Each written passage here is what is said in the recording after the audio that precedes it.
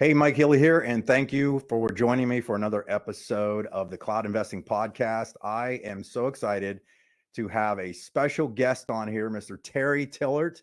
Terry and I have been friends for quite a few years now, and I'm so excited to finally get him on this show because Terry brings a tremendous amount to the table. He and I don't sugarcoat anything when we have conversations, which is great. We've become personal friends, obviously. But I really have learned a lot from Terry, and I believe the reason I really wanted to get him on here is I think you guys, you listeners out there, are going to get quite a bit of good information on kind of the mindset and where we are looking. Now, again, before we get started, and because we talk about investing, we talk about making money and things like that on here. Disclaimer: none of it, what we're saying is should be taken as financial or tax advice. We're not registered advisors or anything like that. But Terry, say hi to everybody. Hey, Mike, what's going on? Really excited to be here. Love that you got a podcast rolling out and we get to work together once again because it's always a pleasure. Awesome. I so excited to do this with you. So Terry, before we jump right into the meat and potatoes, everything, because that's how we operate, is why don't you give everybody just a brief background of who you are from your words, because you've covered a lot of stuff in investing and making money and things like that. So why don't you give us a little bit of your background, and then I'll start asking you some questions. Yeah, there's lots of parts of my story, and I always try and pick and choose which to tell. I have an MBA, but, from those traditional schools, but that one doesn't matter so much, right? A mentor once told me the only MBA that matters is massive bank accounts. So it's much better to focus on things like that. And you always learn more in life from reading lots of good books, having lots of good mentors, going to lots of events. And speaking on the subject of events and kind of where my background's at, I've also spoken at a lot of events. I've spoken at crypto conferences. I've spoken at a lot of pro freedom conferences. Spoken a lot about these kinds of things. How do you set yourself free, right? There's more than one layer to freedom, but finances certainly is one of them. And so I've always got my mind out there looking for how do we win. And I guess just to cut to the chase to give someone some context for this conversation, my thesis over the years has evolved to the point that I believe in looking for mega trends and focusing on those. We focus on mega trends, I think we become huge winners, and you don't even need to bat 1,000. You just have to be right once or twice, and you're all set. So I'll kind of leave that there and see if you want to go more in depth on that or pivot over. Yeah, we're going to ramp this up because I get different listeners on here, different types of people, different backgrounds, anywhere from the person who's just taking a listen to the person who's highly leveraged. We could put it that way, like with the big kind of lots of digits in their portfolio. And I remember, like, so my background, really, there was no business background coming out of school or high school, things like that. I really wasn't taught any of this. It was kind of just like you run with scissors, and if you fall and don't die, you're going to get up and keep running, that kind of thing. That's a joke one of my business partners has. We call it running with scissors when we try new stuff. And I ended up reading some books like Rich Dad Poor Dad, which is kind of eye opening. And then I saw this thing that really dialed me in, was the cash flow quadrant, where Robert Kiyosaki, who most everybody knows about or has heard of Robert Kiyosaki, he broke down a little more to the next level after Rich Dad Poor Dad was kind of the mindset. Went into the cash flow quadrant of the ES, B, and I. On the left side was the ENS, which stands for employed and self-employed, and then on the right side was the B and I, the business owner. And the ultimate goal was always to get to that lower bottom right, portion of the model right there, the quadrant. Because as an investor, what happens is I hear people talk jokingly about making money with making babies, their money making babies, baby money, right? Like you want them to begin to multiply. And that's where I've had to really start to take a next level look at, because we're not typically taught this in any definitely not through high school or most schooling, and even in most colleges a lot of people have never been taught this kind of stuff. What kind of got you started, and just let's start from here, and then we're going to just jump into the other stuff. But where did you kind of start with? Like, what was it? Were you scared when you first got going? Were what was the mindset, that kind of thing? Yeah, a few things. I think, like most people, I mean, I didn't grow up with any silver spoon. That's for damn sure. In fact, I still remember when I was young, my dad still had pay stubs that were technically classified in the poverty levels, right? And so I saw that struggle, but what I also saw him do is really focus his mind on becoming an entrepreneur and setting himself free. And so he was really a great role model in so many ways. And while he and I have chosen wildly different paths to get to the same goal, I watch him move from that E quadrant to the S quadrant and start to step in to some of that B and I quadrant that we like. And I love that you brought up Kiyosaki. You know, of all the conversations, you and I have had hundreds of conversations. I don't think we've ever talked about that book, and that book had a planet-altering effect on my life Yeah. because it was like someone understood me who was talking to me and gave me a framework around it. And I remember showing my dad the cash flow quadrant book, and he started reading, and he was like, "Wow, this is."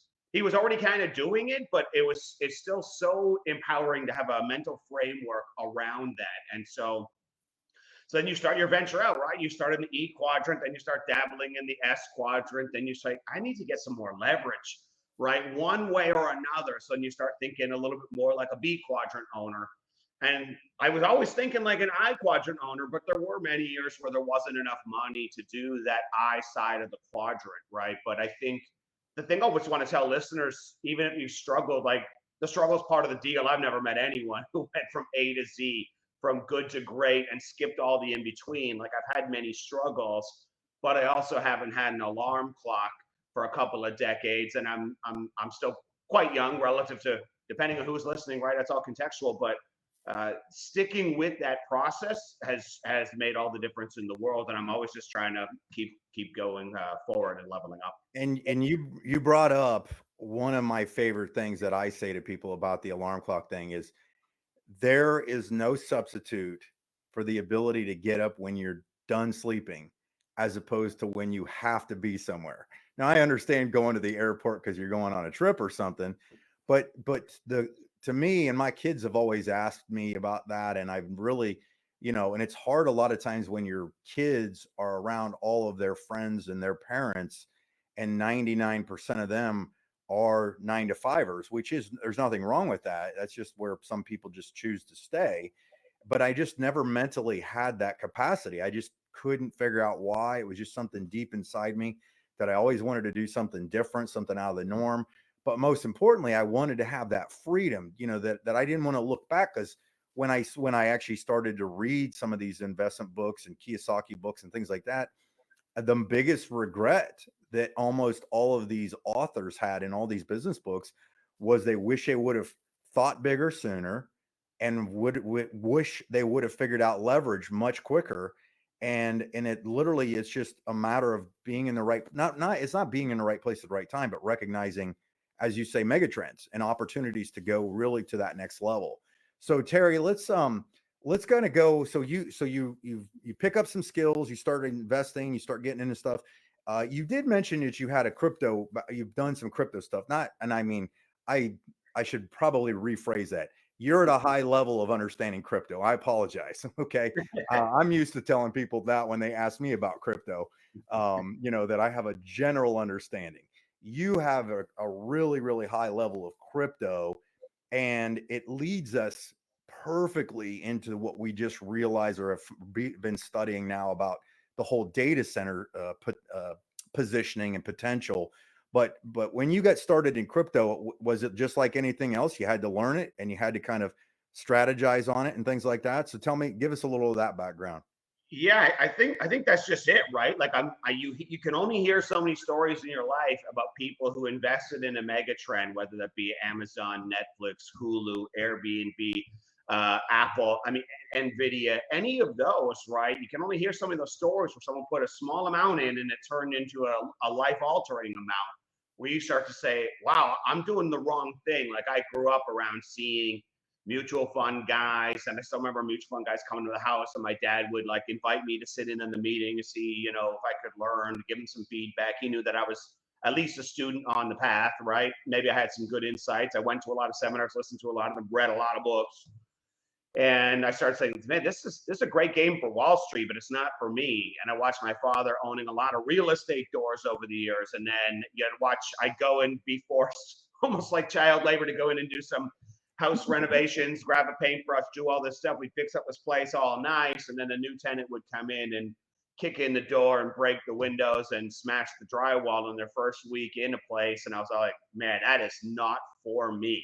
I do not want, there has to be a better way, right? And then you hear about Forex and you hear about all these things. And man, options trading, I took courses on that. Like, you need some really high level skills to win at that game, because you are, again, competing against AI bots and also against like the best in the world. It's a zero sum game. So that's also not the best way to go. Then crypto comes along and you start studying it. And I got friends who bought Bitcoin, you know, at $1, at $3, you know, even people who bought it at $300 still did incredibly well. And then you start studying it and you realize that it is it's not it's the best performing asset class in all of history. Like, no contest, no questions, no close seconds, right? That's, I mean, if you look at Nvidia and Amazon and Apple and these companies, and they're a close second. I remember distinctly a bunch of years ago someone telling me that, you know, Bitcoin was so big, Bitcoin alone, not just all of crypto, was bigger than Walmart. Think of how big Walmart is. McDonald's and Disney combined, right? It's like, it's not just little thing out there. So the next logical question, and I'll try and be brief, but the next logical pivot from there is, okay, is all the money already been made in Bitcoin, right? Is the top already in, or do we only have marginal gains from here? And that's a debate for another time. But if you want life-altering money, I would at least argue Bitcoin's probably going a lot higher from here. But we're still only talking about marginal gains in terms of, if you bought it at 100K and it goes to 200K, the number on the screen is massive, but you doubled your money. And what if that takes 4 years? Doubling your money in 4 years is no longer what I consider impressive returns. So then it's like, well, where do you find the quote unquote proverbial next Bitcoin, right? That becomes the next logical step, right? How do I find the next big winner? And then you see all these, you know, doggy coins and silly meme coins, and like that's not what crypto is about, especially if you go down the path of really studying what crypto is, who it was designed for, what it was designed for, what it was designed to replace. If it's designed to replace the old financial system, I'm not placing my bets on the dog coins. While there may be some money there, undeniably, there's a lot of money there if you get lucky. And you may also ride it up to some huge number and ride it all the way back down in one evening. That's painful. I'm not saying I won't ever look at it or keep an open mind, but I'm looking within crypto is one of my investment strategies. Is where do you find a mega trend within there? So for me, one of them is real world assets on blockchains. Now, not the way that the criminals want to do it. The criminal class wants to do a replicate model of like your local real estate registry office, right? Where you basically go hand over the title to them, and if you go check at the registry, you're going to see that the house you think you own, you don't own it. You're basically a renter. And they want to create a digital version of that. So that's not the real world asset stuff I'm talking about. I'm talking about cash flowing businesses contributing to or supporting or backing the underlying value of that digital asset that you hold. I think that's a mega trend. I think privacy coins, as government tyranny increases, are going to prove inevitable refuge. And then of course I love it, like AI, cloud. Most people don't know anything about cloud, but AI and cloud are tied. And once your light bulb goes off on that, it just becomes the conversation of, how do I figure out how to participate in that? I spent a whole year scratching my head on, how do I profit off this thing other than, hey, AI, write me a blog post, right? So I'll pause there, but you know, you have to start looking at these big overarching mega trends. And if you find a few of them, you got to get in front of them somehow. Well, that's perfect, because that's the perfect transition into, in fact, why I kind of created this podcast, this whole cloud investing podcast. And I use the word cloud because it's kind of something that people are semi familiar with now over the last few years, because technology is just, I mean, it is rapidly advancing. Like, we are literally, they're like taking quantum leap level advancements like on a weekly basis. Like, it's insane. With obviously the, I guess you could say, almost the full release of AI. We know that there's so much more than meets the eye and what this is fully capable of. And we've all seen the movie Terminator and Skynet, so of what happened there with the takeover. But on a serious note, you talked earlier, very beginning, about megatrends. And we both have kind of been in circles of people that have shared different things. Like, what are they looking at? What's on popping up on different people's radar? And you can kind of see stuff. You can actually look at Google Trends and find out what people are talking about to find the most important things. And the one that just really is now popping up like popcorn is data centers and data center units and the ability to capitalize on that. Like literally to not, I don't even know if you want to call it investing, but the ability to get your feet, get your foot in the door with the ability to purchase different things. Like there's companies that are spending billions and billions and billions and billions of dollars to set up data centers. But then there's also companies that are getting started and looking to invite investors as part of their group.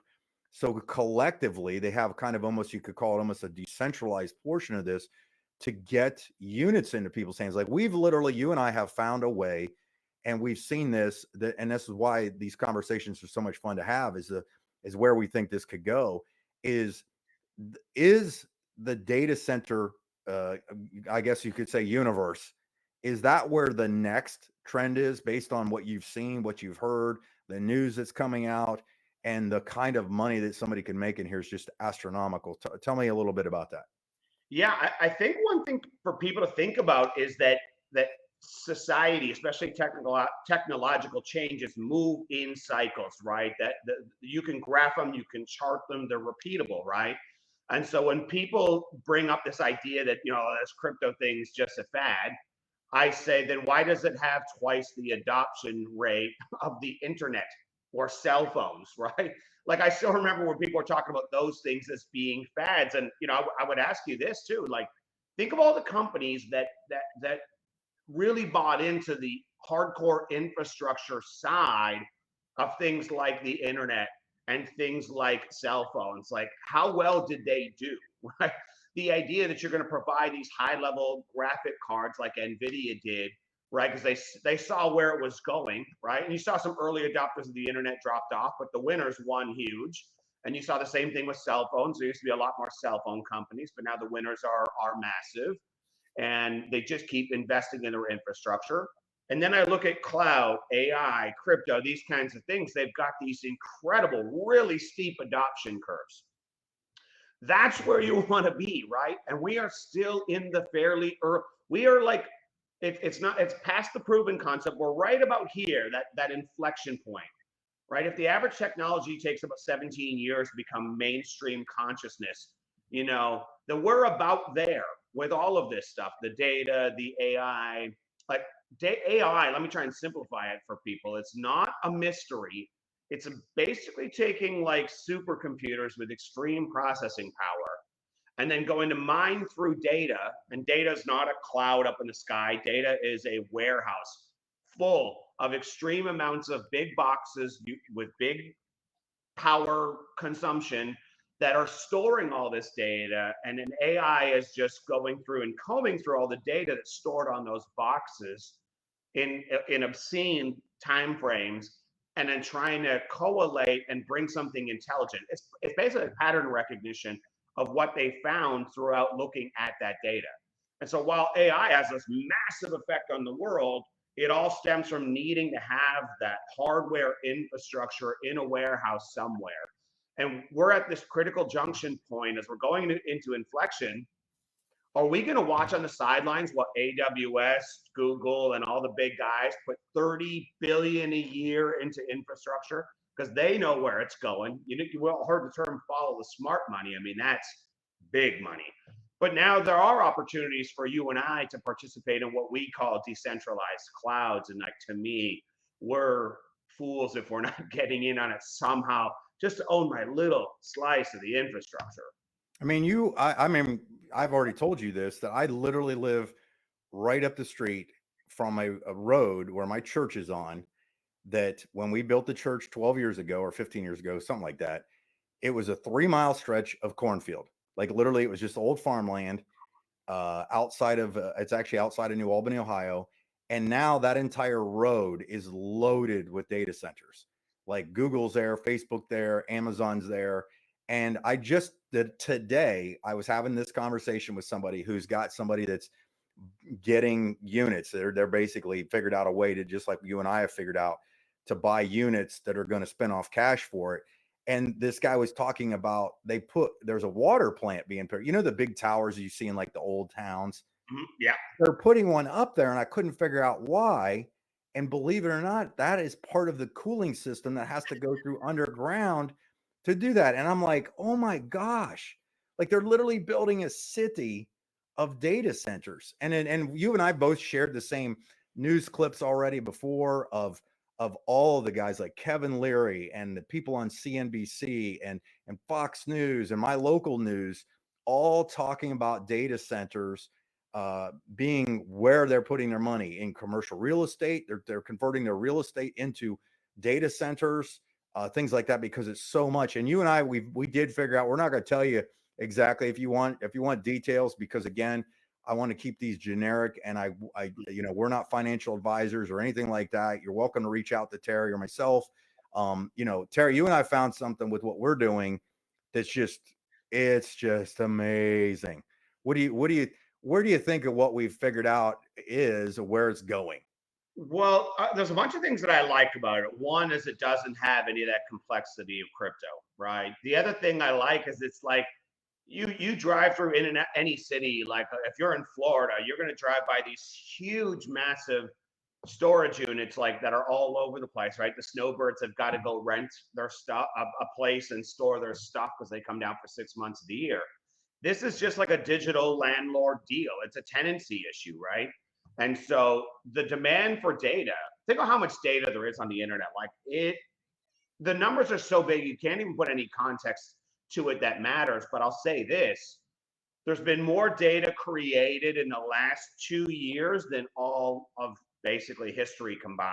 What do you think is going to happen in the next two? That's why the big guys are spending 30 billion.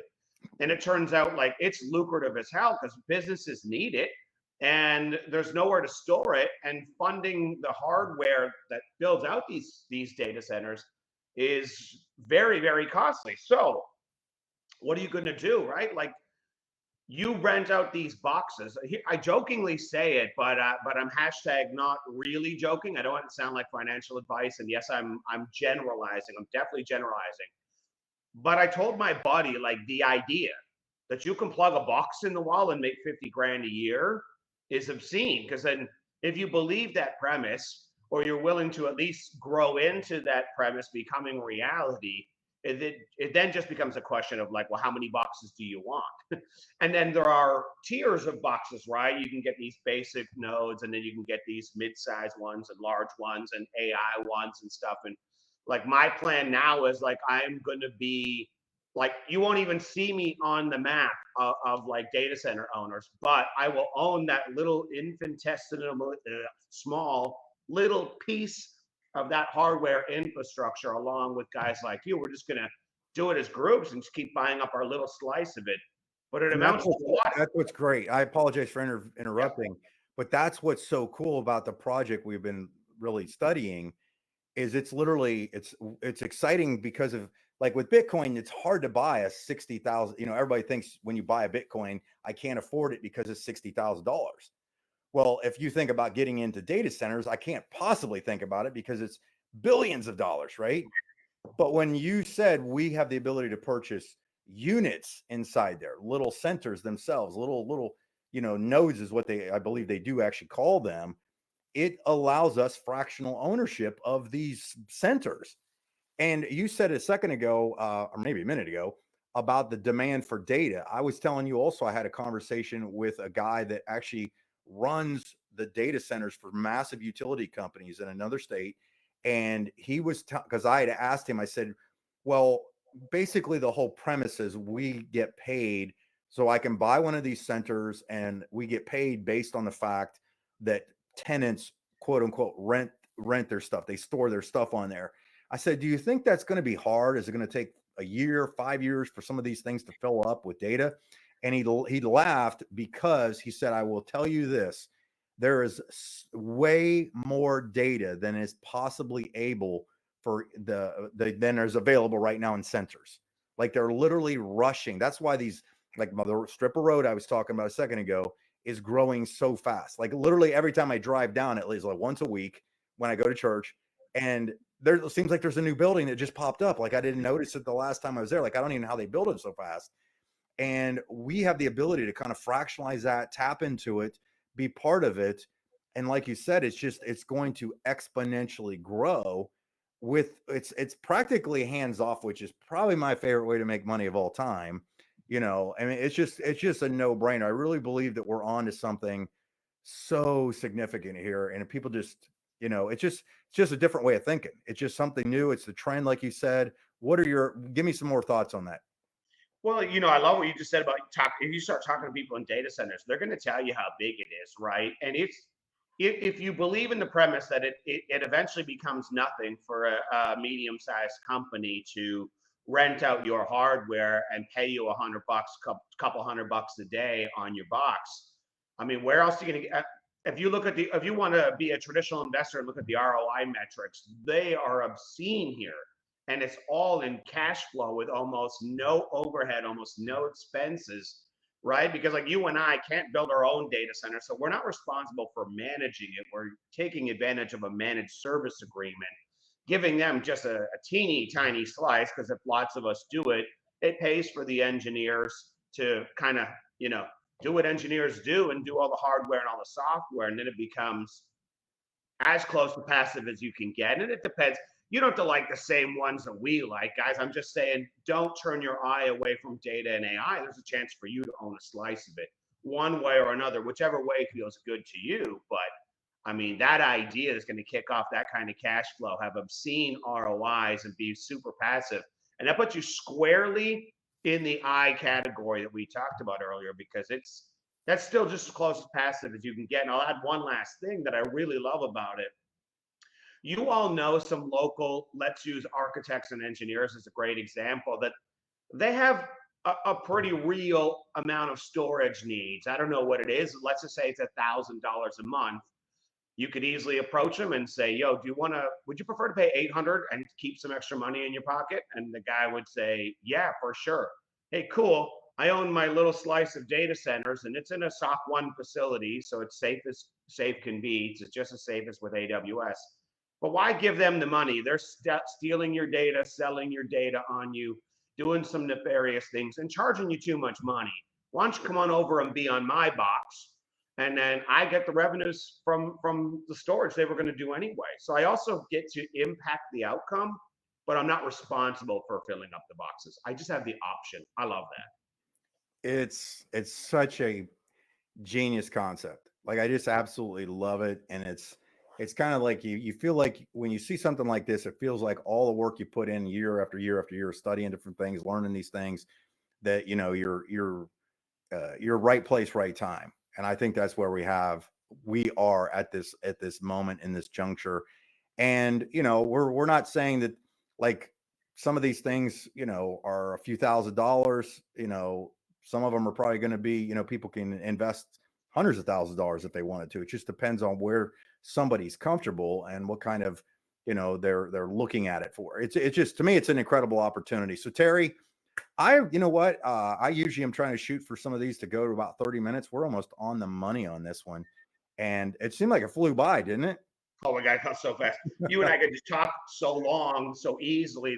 But it's just really genuinely exciting out there. Like we don't need to. That's the other thing too, is like if you look around, there's so many massive software as a service companies out there, SaaS companies. I've always loved their model. It's brilliant, but I always think like, God, I don't have the skill set to do it. Yeah. And I look at data centers and I say, I don't have the capital to go and build that sucker out. And I can't make my own AI bots. I mean, but if you got someone who's building a suite of services, software as a services that you can benefit from, and that they just need hardware that you're going to help finance, but when the customers for the software land on your hardware, and then you still have a software of a service model. So we're kind of tapping into a little bit of AI, a little bit of SaaS, a little bit of cloud, all in one. and on an almost passive basis. I mean, and we're capitalizing on mega trends once again that cash flow that are really simple and require very little skill sets. I mean, wow, I can't imagine anyone not picking up on what is being built in this kind of way for the small guys, you and I, to capitalize on mega trends. Mike, I'm thrilled to be on your show, man. I'd love to get back on anytime. Like you said, we could fill a half hour up, no problem. So, Well, I appreciate it, and I thank you so much for jumping on here. I'm going to go ahead and just close us out then. So let me jump solo here. Hey, thank you guys so much for being on here. Hopefully, you got a lot out of that. Obviously, Terry shared some extremely good nuggets with it. Whether you're watching this on our YouTube channel or you're listening to it on our podcast, make sure you subscribe to any of these things so you get some updates. I'm going to have multiple people on here, different personalities, different backgrounds, to kind of give you an education on kind of the cloud investing model and just kind of what people are doing out there to make some extra bucks. I mean, it just doesn't hurt. And then again, like I said earlier, getting your money to make money, right? That's what we're looking for. This is available on iTunes. It's available on Spotify. Where else am I on? Amazon Music, iHeartRadio, things like that. Go to any of those, any of your favorite platforms. Look it up. It is the Cloud Investing Podcast. The Cloud Investing Podcast. Also, we have a Telegram channel. You're welcome to join that as well, where we put kind of if a new one drops, one of our episodes, or we get new information that we need to share with the group. You're welcome to jump on that as well. So again, thanks everybody for being on here. Really appreciate it. And we'll see you on the next episode.